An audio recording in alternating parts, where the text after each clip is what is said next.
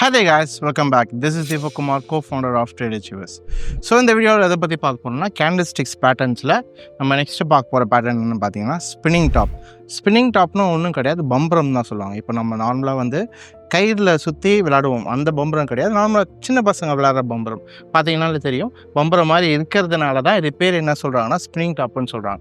இந்த spinning top நம்ம சொல்லும் போது நிறைய பேர் இப்போ நார்மலாக நீங்கள் வந்துட்டு யூடியூப் வீடியோலாம் பார்த்தீங்கன்னா என்ன சொல்லுவாங்க, சிம்பிள் தான்.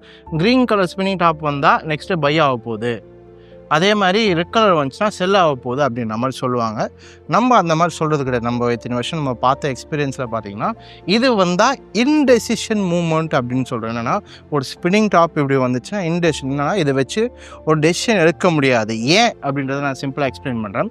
இப்போ இந்த பேட்டர்ன் பார்த்தீங்கன்னாலே தெரியும். இப்போ நார்மலாக ஒரு மார்க்கெட் வந்து இந்த இடத்துல ஓப்பன் ஆகுதுன்னு வச்சுக்கோங்க. மார்க்கெட் என்ன ஆகுதுன்னா மேலே வரைக்கும் போகுது, அங்கேருந்து க்ளோஸ் வைக்க முடியாமல் நெக்ஸ்ட்டு என்ன ஆகிடுதுன்னா கீழே வரைக்கும் வந்துட்டு திருப்பியும் என்ன ஆகிடுது, வந்த இடத்துலேயே க்ளோஸ் ஆகிடுது. சிம்பிளாக சொல்லலாம், ஃபுட்பால் மேட்ச் பார்த்துருப்பீங்க. ஃபுட்பால் வந்து விளையாடுவாங்க, பையர்ஸ் இங்கே ஸ்டார்ட் பண்ணுறாங்க, ஸ்டார்ட் பண்ணி மேலே வரைக்கும் போகிறாங்க. கோல் போட்டாங்களா, க்ளோஸ் பண்ணாங்கன்னா கிடையாது, க்ளோஸ் பண்ண முடியல, கோல் போட முடியல.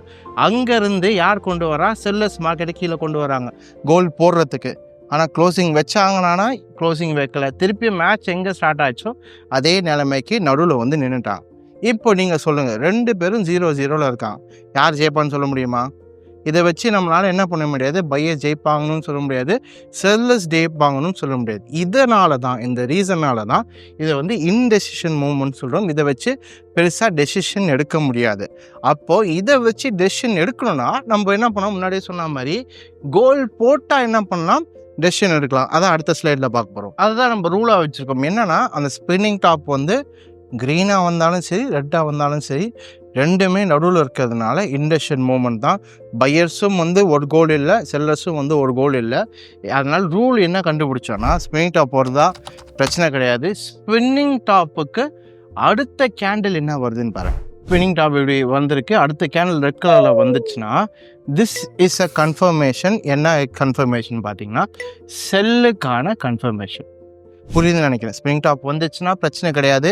அது இது ரெட்டாகவும் இருக்கலாம், இல்லை க்ரீனாகவும் இருக்கலாம், அது பிரச்சனை கிடையாது. அடுத்த கேண்டில் என்ன கலரில் வருது, ரெட் கலரில் வந்தால் it is an indication for cell. அப்படி இல்லை, இப்படி ஸ்பின்னிங் டாப் வந்து அடுத்த கேண்டில் மேலே வருது, க்ளோஸ் வைக்குது, க்ரீன் கலரில் வந்துச்சுன்னா it's an indication for by.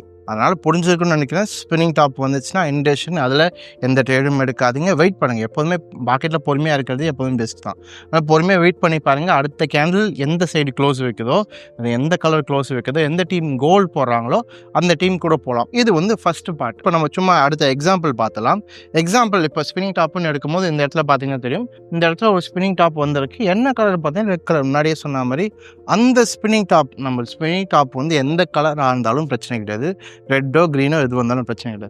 அடுத்து என்ன கேண்டில் வருது, இந்த இடத்துல பார்த்தீங்கன்னா தெரியும் கிளியராக. அடுத்து என்ன கலர் கேண்டில் வந்திருக்கு, ரெட் கலர். இதுதான் கன்ஃபர்மேஷன். எதுக்குன்னா செல்லுக்கான கன்ஃபர்மேஷன். அதுக்கப்புறமா மார்க்கெட் என்ன ஆச்சு பாருங்க, நல்ல ஃபால், திருப்பியும் கரெக்ஷன் கொடுத்து அப்படியே ட்ரெண்டு கண்டினியூ ஆச்சு. இது ஒரு எக்ஸாம்பிள். இது மட்டும் இல்லாமல் அடுத்த எக்ஸாம்பிள் பார்க்கும்போது இந்த இடத்துல பார்த்தீங்கன்னா தெரியும் ஸ்பின்னிங் டாப் வந்திருக்கு. கரெக்டு தான், ஸ்பின்னிங் டாப் வந்தாலும் நம்ம முன்னாடியே சொன்ன மாதிரி கலர் முக்கியம் கிடையாது. அடுத்த கேண்டில் என்ன கலர்னு பார்த்தீங்கன்னா ரெட் கலர் கேண்டில் வந்ததுனால மார்க்கெட் உங்களுக்கு என்ன ஆச்சு, மார்க்கெட் கீழே வந்துச்சு.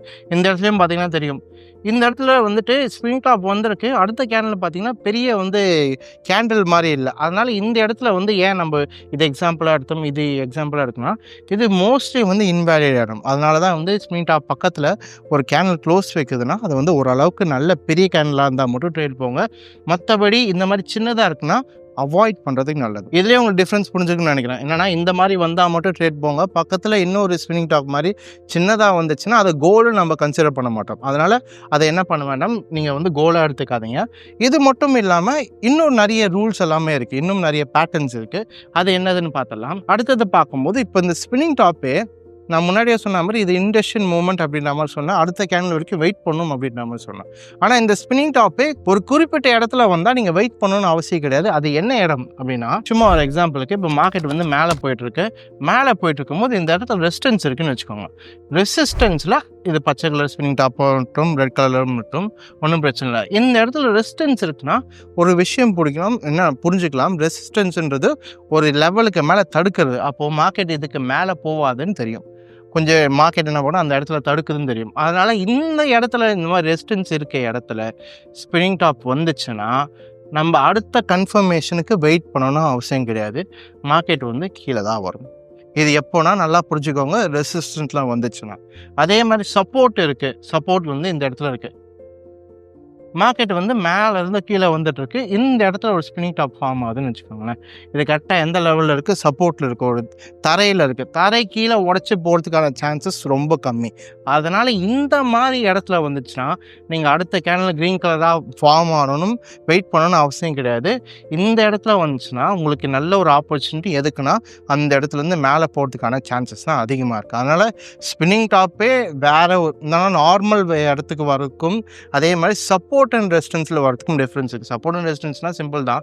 ஒரு நல்ல கோல் கீப்பர் இருக்காரு அப்படின்னா அவர் என்ன தான் கோல் போட்டாலும் தடுப்பார் அப்படின்னு பார்க்கும்போது அவர் தடுத்து அவர் டீம் கிட்ட தான் கொடுப்பார். யார்? செல்லஸ் டீம் கிட்ட. இப்போ மார்க்கெட் கீழே வரதுக்கான சான்சஸ் தான் அதிகமாகுது. இது வந்து செகண்ட் ரூல். செகண்ட் ரூலுக்கான எக்ஸாம்பிள் நான் உங்களுக்கு காமிச்சிடுறேன். ஸோ இந்த இடத்துல பார்க்கும்போது இந்த இடத்துல உங்களுக்கு என்ன ஃபார்ம் ஆயிருக்குன்னா ஸ்பின்னிங் டாப் ஃபார்ம் ஆயிருக்கு.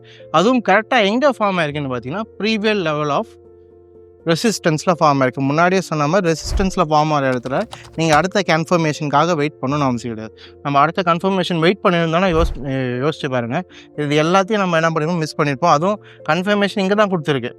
இங்கேருந்து வந்தாலும் நல்ல ஒரு ப்ராஃபிட் வந்திருக்கும். ஆனால் சொல்கிறேன் என்னென்னா, ரெசிஸ்டன்ஸில் வரும்போது நீங்கள் வெயிட் பண்ணணும்னு அவசியம் கிடையாது. ரெசிஸ்டன்ஸ் ஒரு நல்ல இண்டிகேஷன். எதுக்குன்னா அந்த இடத்துல ஸ்பின்னிங் டாப் வரும்போது ட்ரெண்ட் ரிவர்சல், இன்னொன்று ஸ்பின்னிங் டாப்லாம் மேஜராக ட்ரெண்ட் ரிவர்சல் வரதுக்கான ஒரு இதுதான்.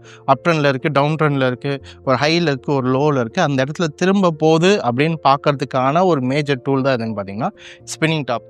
இதில் இன்னும் ஒரு ரூல் இருக்குது. என்னென்னா, இப்போ எல்லாமே பார்த்தோம், ரூல்ஸ் பார்த்தோம், ஒரே ஒரு இடத்துல மட்டும் ஸ்பின்னிங் டாப் வந்து மேஜராக ஒர்க் ஆகாது. அது என்ன அப்படின்றது நெக்ஸ்ட் பார்த்துடலாம். பார்த்தீங்கன்னா அவாய்ட் சைட்வேஸ் மார்க்கெட். என்னென்னா ஸ்பின்னிங் டாப் மட்டும் எங்கே அவாய்ட் பண்ணிக்கோங்கன்னா சைட்வேஸ்.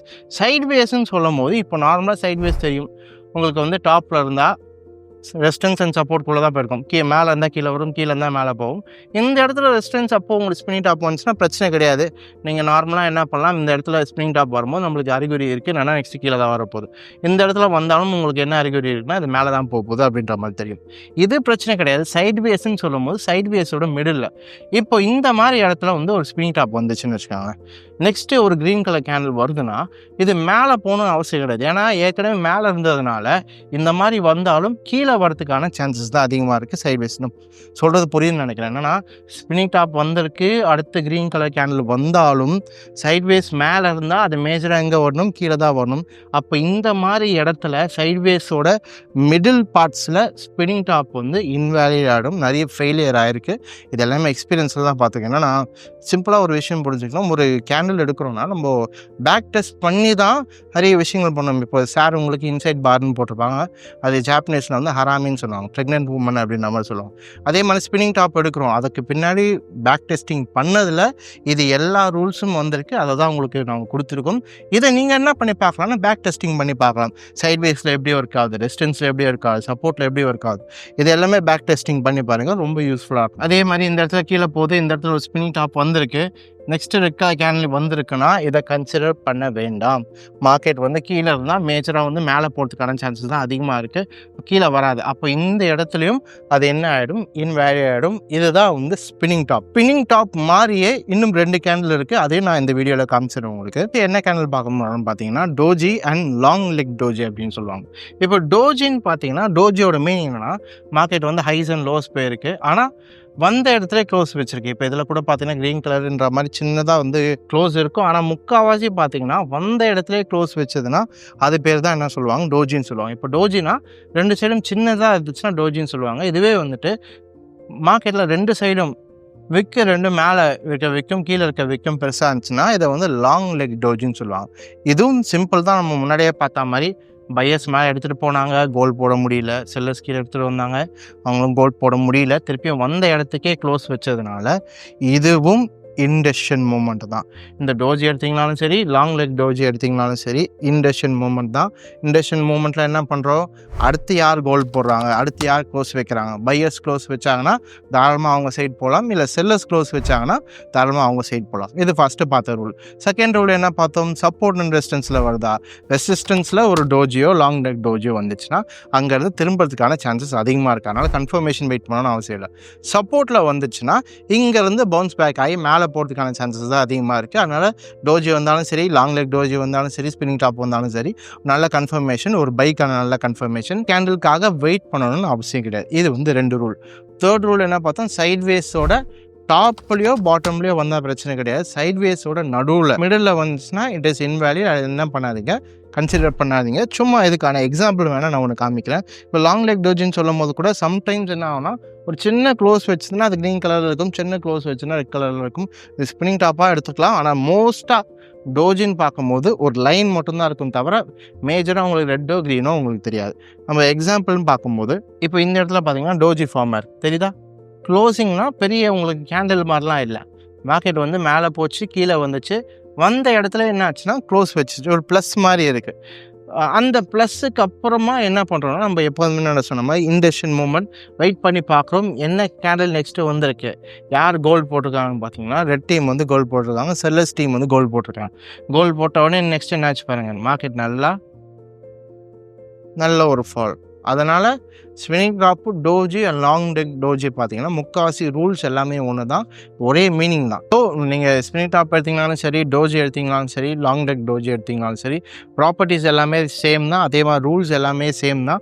நம்ம இதான் என்னென்னா, இதெல்லாம் படித்தாலும் சரி, ஒன்று நல்லா புரிஞ்சுக்க வேண்டிய விஷயம் என்னென்னா, கேண்டில்ஸ்டிக்ஸை வச்சு மட்டுமே ட்ரேட் பண்ண முடியுமா, கிடையாது. It's just an additional confirmation. நீங்கள் நார்மலாக ட்ரெண்டு பார்த்துட்டீங்க, இந்த விஷயங்கள்லாம் பார்த்துட்ட பிறகு சில பேருக்கு ட்ரெண்ட் ரிசல்ட் எப்படி பார்க்கணும்னு தெரியாது. அதனால் என்ன பண்ணலாம், நீங்கள் 3-4 விஷயம் நல்லா கன்ஃபார்ம் பண்ணிட்ட பிறகு கடைசி ஒரு 4வது விஷயமோ 5th விஷயமோ இன்னும் பண்ணிக்கலாம்னா நீங்கள் கேண்டில்ஸ்டிக்ஸ் கன்சிடர் பண்ணிக்கலாம். தவிர ஃபஸ்ட்டு உங்கள் சாய்ஸ் எதுவாக இருக்கக்கூடாதுன்னா கேண்டில்ஸ்டிக்ஸாக இருக்கக்கூடாது. எப்போதுமே ட்ரெண்டு தான் இருக்கும். ட்ரெண்டுக்கு ஏற்ற மாதிரி தான் மார்க்கெட் மூவ் ஆகும். இது எல்லாமே டபுள் கன்ஃபர்மேஷன். இது மட்டும் இல்லாமல் நம்ம ட்ரெண்ட் ரிவர்சல் கேண்டில்ஸ்னு பார்க்கும்போது கிரேப் ஸ்டோன் டோஜி இருக்குது, ட்ராகன் ஃபைட் டோஜி இருக்குது. இது எல்லாமே டீட்டெயிலாக நான் உங்களுக்கு என்ன பண்ணுறேன் அடுத்த வீடியோவில் போடுறேன். எனக்கு தெரிஞ்சு இந்த வீடியோ யூஸ்ஃபுல்லாக இருக்குன்னு நினைக்கிறேன். அதே மாதிரி கிளியராக புரிஞ்சுருக்குன்னு நினைக்கிறேன். ஏன்னா இந்த நாள் நம்ம இன்டெசிஷன் சொல்லியிருப்போம், ஏன் இன்டெசிஷன் அந்த விஷயங்கள் எல்லாமே கிளியராக புரிஞ்சுருக்குன்னு நினைக்கிறேன். தேவை நான் அடுத்த வீடியோ சந்திக்கிறேன். until then take care, bye.